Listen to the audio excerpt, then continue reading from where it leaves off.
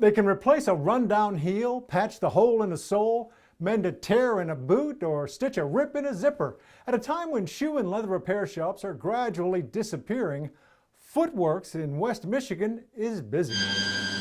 Sadly, there's not too many of us left. It's just a dying trade. My name is Elizabeth Hopkins, and I own Footworks Shoe Repair. We run a stitch here, and that holds everything in place. It's not like you wake up one day and say, I'm gonna, go into shoe repair. I went to college for dental hygiene and had some life changes occur and needed something a little different than being a dental hygienist. So I gave that up, and we're working on our 4th year here now. These crafts people are a total lost art. We live in a disposable society.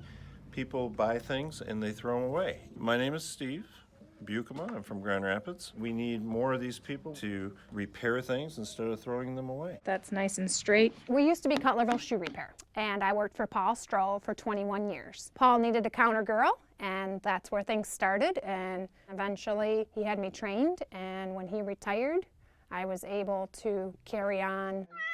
His name is Spice. He's 18. He's a rescue and loves people.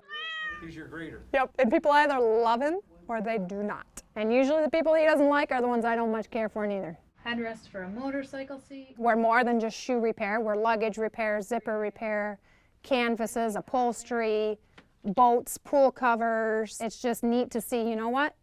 These were kind of junk when they got here, and to be able to send them out how things looked when they initially bought them. And then that just smooths off those edges. It is not an easy, it's not a fluff job, it's not a desk job. I mean, you're working all day. Got to have some strength to pull things off. You're running that grinder. It is not a fluff job, but my kids are good and the bills are paid, so it suits us. And we'll give you a call as soon as it's done.